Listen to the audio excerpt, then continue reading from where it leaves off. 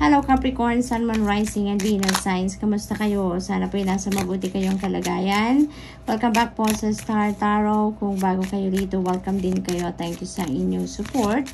I truly appreciate it. God bless you all. Pauna mensahe ninyo po, I don't listen to others as the messages you are receiving are correct. Ayan. So, wag din yung pagdudahan, kung ano man ang nare-receive din yung mga mensahe through your intuition, dahil yan po ay totoo. Totoo, that is coming from the divine universe, from your spirit team.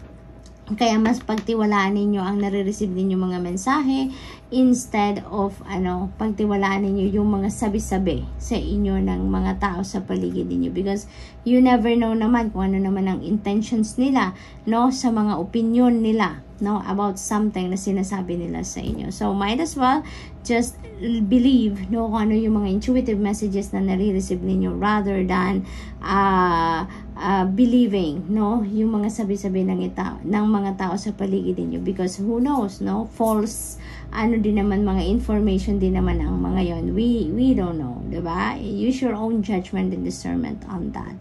You are a true being of the universe. Your beauty radiates from within, Totoo naman din yan, Capricorn, dahil mapapansin din ninyo naman kung paano kayo nire-receive ng mga tao. Makikita nyo din naman kung gaano kayo minamahal ng mga tao. It's because also, nakikita din nila, napapansin din nila kung gaano ka din kabuti sa kanila, kung gaano ka din ka mapagmahal sa kanila. Your beauty really radiates from within. Kaya you are also affecting many people around you in a very good way. Diba? Na-inspire mo sila, natutulungan mo sila, yung mga ganon ba. At marami pang iba. So, what else? We have 9 of Cups, blessings. So, ulan ng blessings sa inyo, Capricorn. Napakagandang energy, blessings are coming your way dito. Napakaganda. Hindi lang isa, kundi maraming blessings, diba? Ang parating sa inyo. Whatever that is, ipagpasalamat niyo yan. Don't forget to express your gratitude sa Panginoon so that you will receive even more blessings, You will receive even more abundance and prosperity into your life, diba? Kapag lagi tayong nagpapasalamat sa mga biyayang nare-receive natin. This is also a wish fulfillment energy, Capricorn, kaya maaari din na meron kayo ditong wish na mag-come to fruition. Maaaring meron kayo ditong pangarap na matutupad na din, Kaya good luck to that. We also have the Lover's energy. Ayan, Angels of Commitment. For others of you, maaaring ang magka-come to fruition dito na pangarap ninyo is maaring related sa love and romantic relationship. Maaring yan ay pangarap na magkaroon ng bagong relationship, magkaroon ng masayang pamilya, magkaroon ng masayang samahan ninyo at ng inyong person. That is also possible, Maari din dito na ang iba talaga sa inyo is welcoming a new person sa buhay ninyo. Maaring there is a new love connection talaga dito na mabubuo. Maari din naman na leveling up ng commitment ninyo ito with your person kung nasa established relationship na din kayo. So, love is in the air. Kumbaga for you, Capricorn, for some of you. Kasi hindi naman lahat, diba, nandun sa sitwasyon na yan. But, for those Capricorn that resonates with this energy dito pagdating sa mga relationship. So, good luck po sa inyo, Have fun. Have fun. So, for others of you, this is also, decision making, Maaring ang iba sa inyo dito, meron kailangan pagdesisyonan that is linked naman din sa inyong mga relationships. So, we also have 6 of Cups. Napakagandang energy nito. Kasi, homecoming, Merong homecoming. Maaring ang iba sa inyo dito ay uuwi, Sa inyong pamilya, bibisita sa inyong mga anak, sa inyong asawa, sa inyong mga magulang, depende sa inyong sitwasyon. But definitely, there is homecoming dito. There is travel then dito for some of you. For others of you then, maybe you are receiving the support that you need, Hindi lang financial support but also support na emotional, kumbaga, no? So maaring may mga ganong sitwasyon din ang iba sa inyo dito, Capricorn. Kaya napakaganda rin ito kasi talagang you will be feeling love, no? You are feeling love din talaga ng maraming tao dito sa inyong paligid. So that's all I have for you for today, Capricorn. Thank you for watching Love and Light. Namaste. Hello, Virgo, Sun, Moon, Rising, and Venus signs. Kamusta kayo? Sana po nasa mabuti kayong kalagayan. Welcome back po sa Star Tarot. Kung bago kayo dito, welcome din kayo. Thank you sa inyong support. I truly appreciate it. God bless you all. Po na mensahe ni Virgo, your angels will only give you the challenges that you are capable of handling. Yan ang lagi po ninyong alalahanin, ano? Kaya kahit ano man ang pagdaanan ninyo, Virgo, kahit ano mang klase, gaano mang kalaki yung mga challenges na maaaring maranasan ninyo, huwag kayong mag-alala because that is going to pass. No? Malalampasan at malalampasan ninyo yan. Lilipas at lilipas din yan. Ano? Kakayanin ninyo yan. So what else? We have, while you have a pulse, make every bit of your heart count. Ayan. So habang may buhay, may pag-asa, hindi ba? Habang nabubuhay tayo, marami tayong maaaring gawin. Maraming opportunity at possibilities na lalapit at lalapit sa atin. Kaya magagawa at magagawa natin kung ano man ang minimithi natin. No? So what else? We have the Emperor energy, napakaganda. This is leadership, no, Virgo? Maaring ang iba sa inyo dito is going to be a leader. Maaring you will be promoted to a leadership role. Or maari din naman na isa na talaga kayong leader. Maari talaga na namumuno na talaga kayo ng isang grupo, no? Whether sa trabaho yan or institusyon or whatever, no? Bastang nasa ano na kayo, nasa leadership role kayo. Maaring ganon ang ganap. For others of you naman dito, Virgo, you are taking charge, no? You are taking charge of your life dito. Maaring ang ganap ng iba sa inyo dati napanghihinaan kayo ng loob. Maaring lagi kayong humihingi ng tulong sa iba, humihingi kayo ng gabay ng iba, yung lagi ninyong kinoconsider siguro ang input ng iba. But now, you know, parang you are taking charge, no? Natuto na kayo, marunong na kayo, alam na ninyo kung ano ngayon or paano ninyo papatakbuhin ang sarili ninyo, ang buhay ninyo, decision making wise, iyo na to, no, Virgo? Yun ang napipick up ko dito for some of you. So what else? We have 9 of Cups, beautiful energy. Lumabas din ito, Virgo, sa Capricorn reading. Kaya maaring you are also dealing with a Capricorn or maybe meron kang Capricorn placement sa iyong chart. That is also possible. This is a time of of plenty. Yun ang napipick up ko dito. So, maaring yung mga blessings na to is financial blessings. This could be financial abundance, prosperity, financial gain, maaring mga along those lines. Ang mga blessings na parating sa inyo dito, Virgo. So, this is really beautiful. This could also be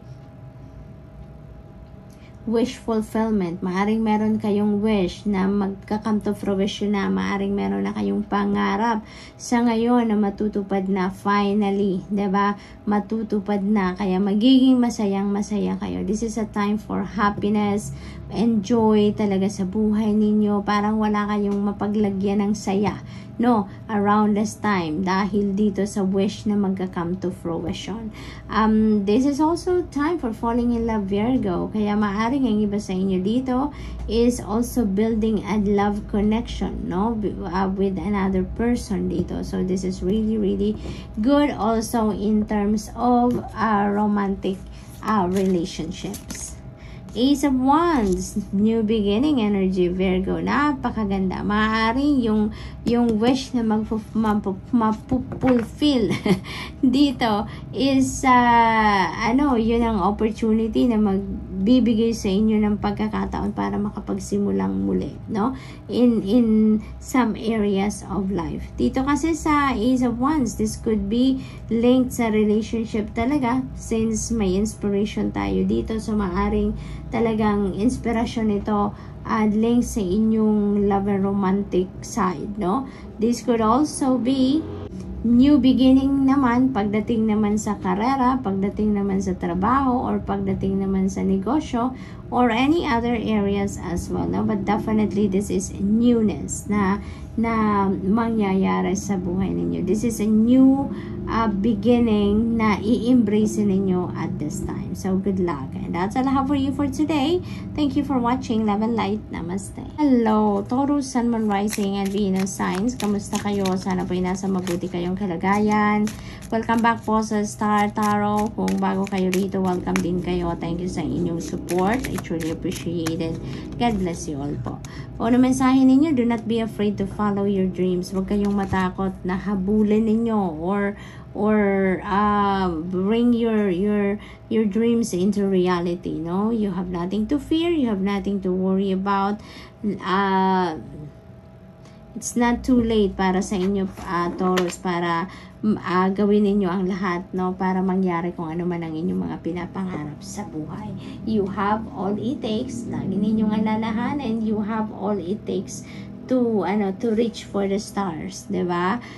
Meron kayong mga talents, meron kayong skills, meron kayong gifts, you have all the support around you, 'di ba? Dito sa earthly realm, and lalo-lalo na sa spirit realm, nandiyan ang Panginoon, yung mga angels ninyo and mga spirit guides ninyo, no? Napapaligiran kayo ng support system, no? Kaya plus your talents, skills, and gifts, ay nako, you have all it takes to follow your dreams. Okay? What else? Your angels will only give you the challenges that you are capable of handling. Kaya wala kayong dapat ikatakot, wala kayong dapat na ipag-alala. Okay? Because wala namang challenges na binibigay sa atin ng Divine Universe na hindi natin kayang solusyonan, na hindi natin kayang lusutan. Okay? Taurus, lagi ninyong aalalahanin yan. So, tingnan natin kung ano pa ang ganap. We have 3 of Pentacles. Ayan. Take action now. No, Taurus. Meron dito mga makakatulong sa inyo, or meron dito mga taong mag-o-offer sa inyo ng tulong, mag-o-offer sa inyo ng partnership, collaboration dito to help you. At you know what? Feeling ko dito, in the past, nagpo-procrastinate kayo, nagdadalawang isip kayo, may mga plano kayo pero hindi kayo nagkakaroon ng lakas ng loob na gawin or simulan ng mga yan, ano? But now, it feels like to me that you are, gaganahan kayo, no? Mabubuhay ang iyong passion, mabubuhay ang inyong lakas ng loob dito dahil may mga tao that are willing to support you and help you kung ano man ang endeavor na ito na gusto ninyong gawin or simulan. No? So this is really beautiful. There is a promise of success dito, Taurus. No, there is a promise of success. You are going to climb up the ladder of success dito, lalo na dito kapag nagkaroon kayo ng mga katulong, kapartner, kumbaga, sa kung ano man ang endeavor na yan. The moon energy, angel of dreams, ayan. So there are guidance na pinapadala sa inyo dito. Maaaring you're asking for gabay, you're asking for confirmation, for validation, no? Manamang iniisip ninyo siguro, and you are being sent dito intuitive messages, and also you're being sent messages through your dreams as well, Taurus. Kaya napakahalaga na mag-tune in kayo lagi sa iyong intuition, no? Dahil yan ay mga gabay from the divine na makakatulong sa inyong mga circumstances sa ngayon, or maaaring yan ay mga kasagutan sa inyong mga dasal, no? Mga ganon. And also yung mga panaginip ninyo, ano, when you wake up in the morning, kung nanaginip kayo at night, make sure na kung ano pa yung naaalala ninyo mga elements no, sa inyong panaginip, write them down on paper. Now, write them down on paper, isulat niyo, i-google ninyo when you have the time, kung anong ibig sabihin ng mga elements ng inyong mga panaginip, because that could be your reference, no? Sa pagtahak ninyo ng mga circumstances ninyo sa buhay, you know, you can look into it, no? Because that is your guide, no? That could be your guidance from the divine. So what else? We have 10 of Cups, beautiful energy, napakasaya. pamilya ito, Taurus. Maaring ito yung inyong pinapangarap. Maaari din naman na this is what you are working on, no? Maaring ganun din ang ganap for some of you. This is domestic happiness, domestic bliss. Masaya ang lahat, no? Sa inyong pamilya. Kung ano yung kailangan ninyo, ano ang gusto ninyo, they are being met dito, no? Sa energy na to. Kaya ibig sabihin na may contentment, may satisfaction, may happiness, may joy. Yun ang mga nararamdaman ng pamilya ninyo dito, ng mga miyembro ng inyong pamilya. Because whatever you need, whatever you want, ay nakuha nyo na, nandito na, naipon nyo na, kumbaga, or napoprovide nyo na sa inyong mga kapamilya. Kaya masaya ang lahat, no? Kung meron din dito mga iringan in the past, kung meron dito mga hindi pagkakaintindihan with another family member, you know, this is also the time, no? Na magkakaroon na kayo dito ng reconciliation, magkakaroon na kayo dito ng pagkakaintindihan. So, good luck to that, Taurus, and that's all I have for you for today. Thank you for watching. Love and light. Namaste.